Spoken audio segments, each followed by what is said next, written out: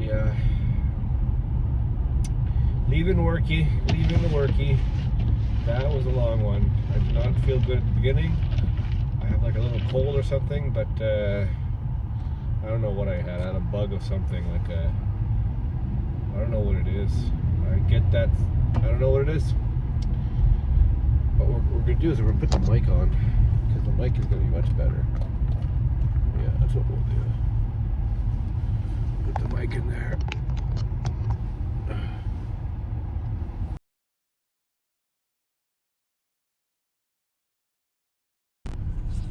All right, we have a mic, which is much better to speak from. Make it just prick it on there. There we go. Right on the side of my face. Frickin' mic.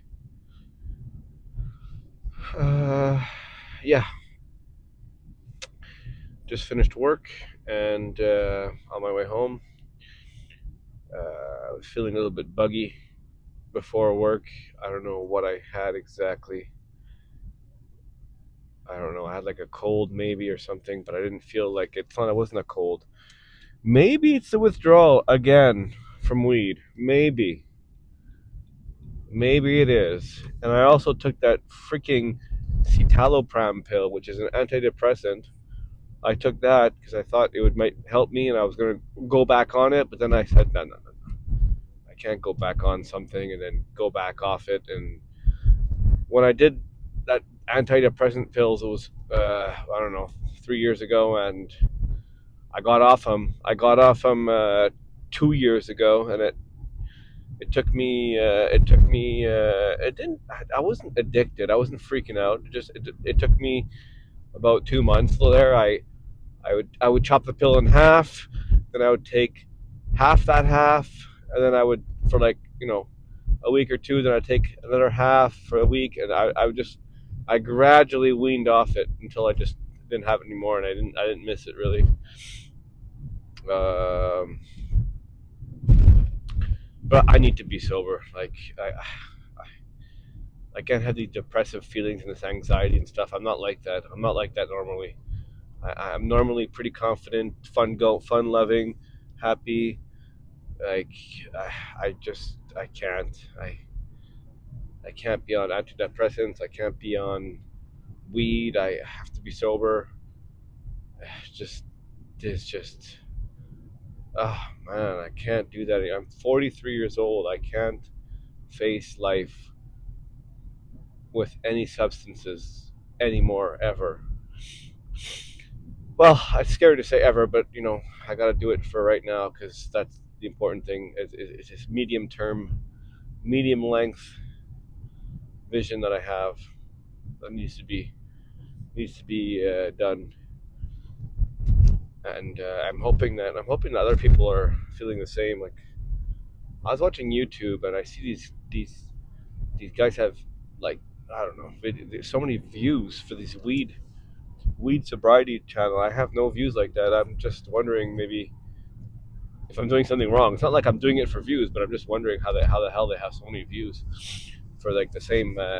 It's actually not the same. I'm just talking about me, so it's a little bit self-centered, but that's my channel, I guess, and I'm hoping people can get inspired by what I say a little bit and just feel that they're not alone either, and that weed is way more powerful than what we think it is. Until I was 25, weed was handy dandy fun.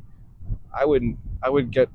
I'd be a little bit tired the next day, but by within a couple hours, I was back to normal, like completely back to normal. Um, it was. I remember wanting to quit at about 25, 24, 25. That's when I was like, you know what, this is not really 24, 25. I was like, I want to be awake. I want to be present 100%. I want to be healthy. And I did quit. I did quit at 27, 28, I think. I keep saying 27, but it was 28. I quit. I didn't want to be 30 and smoking weed.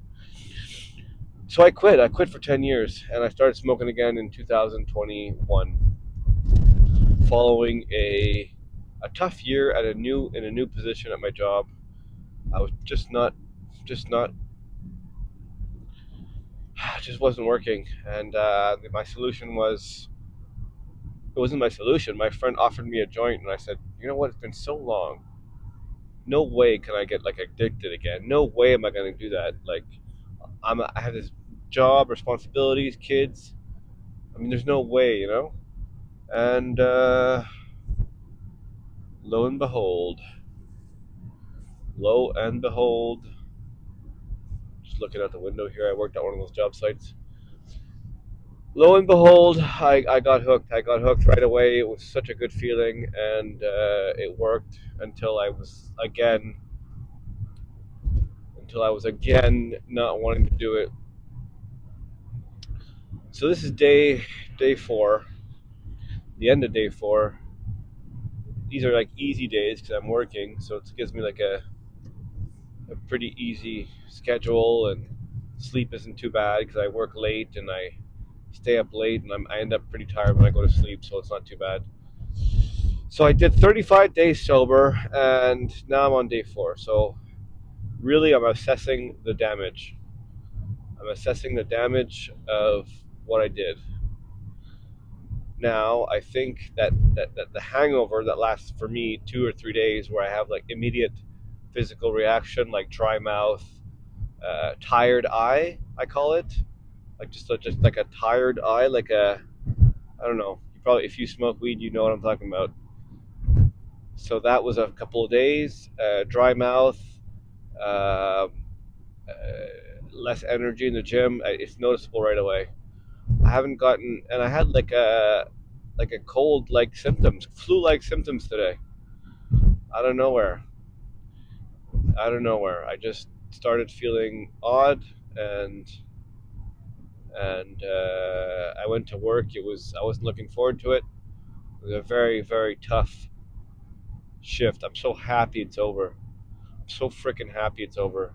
That's real happiness right there. I'm so happy. Physically tough. Oh god, like miserable the whole time.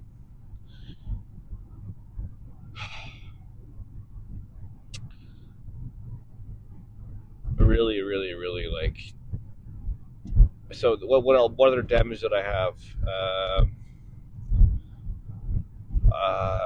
I appetite in my stomach is not back yet. This is just one night of smoking weed. It's just one night of smoking weed that I had all of this happen. My stomach is a little bit not back yet. Like my digestive is not 100%. I had some diarrhea earlier, and then I had like constipation, so I'll figure that out. I don't know. But all in all, like I was trying to stay positive, but I am feeling like after 35 days of sobriety, I was starting to be less irritable and just being like normal. Like I have irritability right now a bit, and just the depression is coming back. So that means I know I'm getting sober, because that depression, those depressed feelings are coming back, where I'm just down. And me, it's more about like what this, I don't know about the world, but I know our city, what it's coming to with the immigrants that are here. And I mentioned it a lot, and I don't think it's good to have these third world immigrants here. So we got a lot of people from Haiti. Have you ever seen a documentary on Haiti?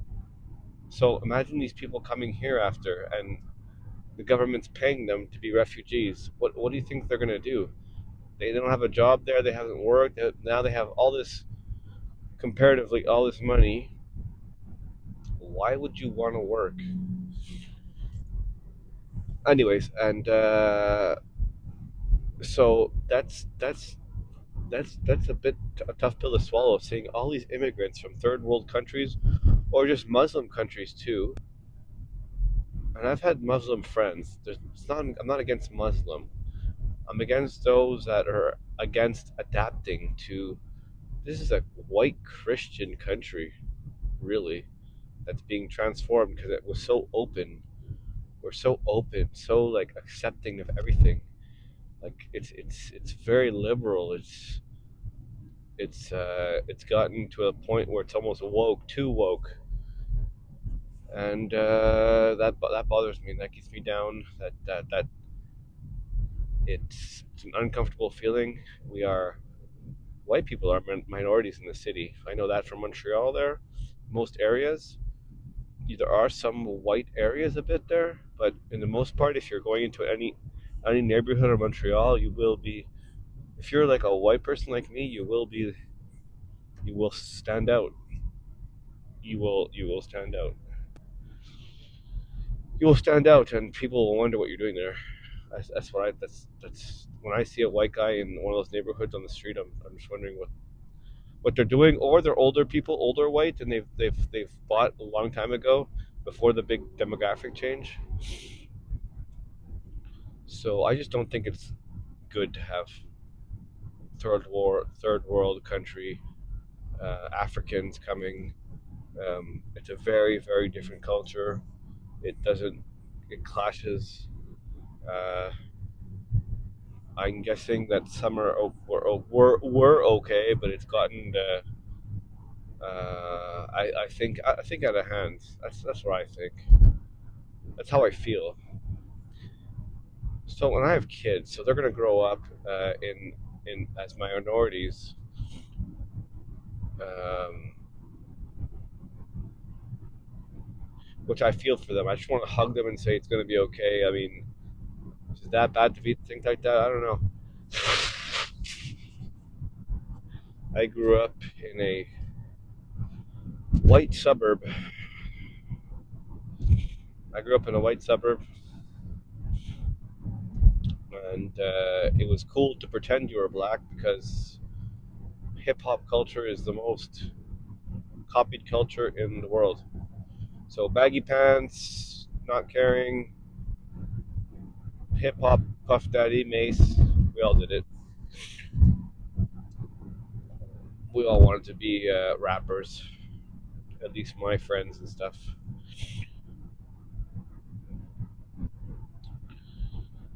And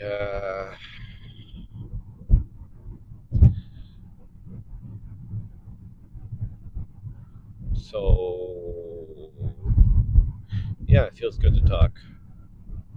I don't know who's going to listen to all this, but thank you. Thank you. Getting things off my chest is helps me digest my thoughts as well. Helps me get it out there. When I was high, I did have a few thoughts when I was high that really I stuck to me a bit. There's a one good thing about getting high. I said, well, just think positive all the time. Just always. But that's like living on a cloud. Now that I've come down, I'm like, you can't just force positivity. That's not. I don't think that's healthy. Like, not for me. I don't see it. Just always be just positive, or just see the positive things. Like, I don't know. I guess so. I guess you got to stay positive, no matter what. Always try to find a solution. Yeah, but yeah, it's not that bad actually to think like that. The other thing I thought too is that men should keep to themselves in regards to emotions. So, like what I'm saying right now, posting this and talking about my feelings is wrong because it makes me weak. That's what I thought when I was stoned. And I don't know if it's true, but it might be. It might make things worse. So if I were a man's man, I should shut up, swallow the pill, whatever problems you're having, and not ever talk about it. Just move on. You know,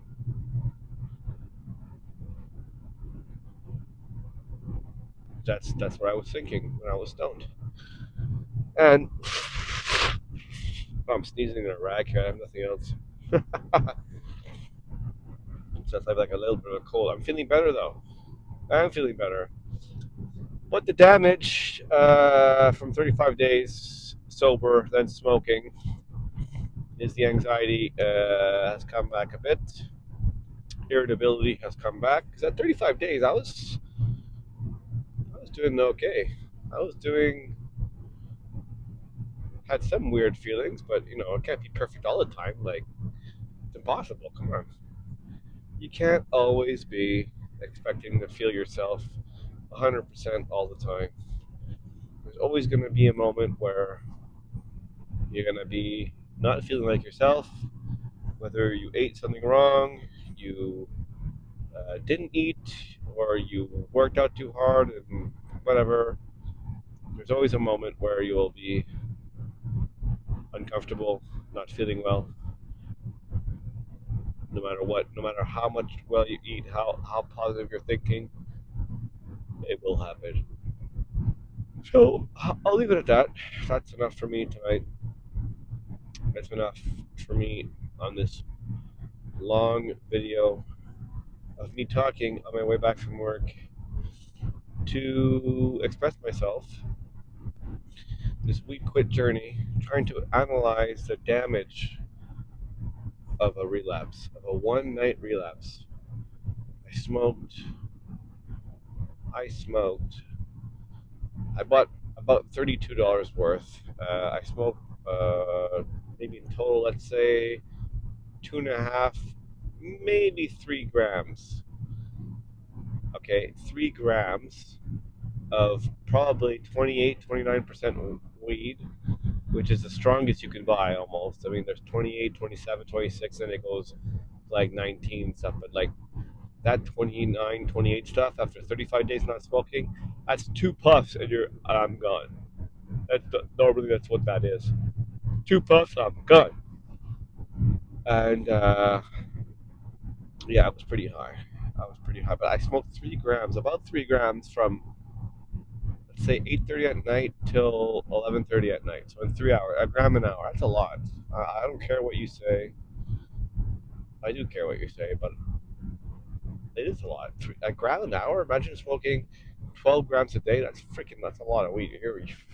No way. Like I was just puffing it because I figured one last time, let's do this.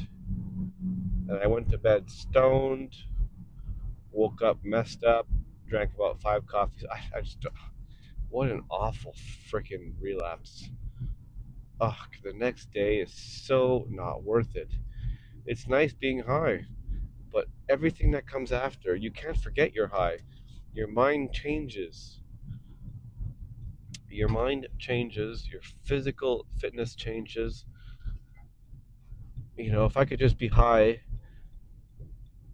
have only the benefits, not be groggy the next day, just it's mind-boggling. It's a psychedelic. You can't take that stuff all the time. It's not good. It's not good. And it's becoming more and more normal to smoke all day, every day. But it's a loser thing to do. Smoking weed is a loser thing to do. I see these people that walk into the weed store to buy weed, all have that look of shame on their face, I think, including me. They're all like shamed to be there, all dressed as, I wouldn't say bums, but you don't see people well dressed in there. You don't see like I don't know, normal looking people. I guess I don't know what to say, how to say it, but I mean, people will go there, yeah, I guess not looking their best either. Like it's just a weed store. There's jogging pants, dirty jogging pants, and like a shitty boots or something. But they all have that same shame look. The look of shame, the look of I gotta buy drugs now. That's I need this stuff. I have that same exact look when I'm smoking a lot. Oh, it's dark now. It is dark. This is a country road. All right, well that's enough. Country road there. That's enough. Have a good one. If you really listen to all this, thank you so much. Thank you so much.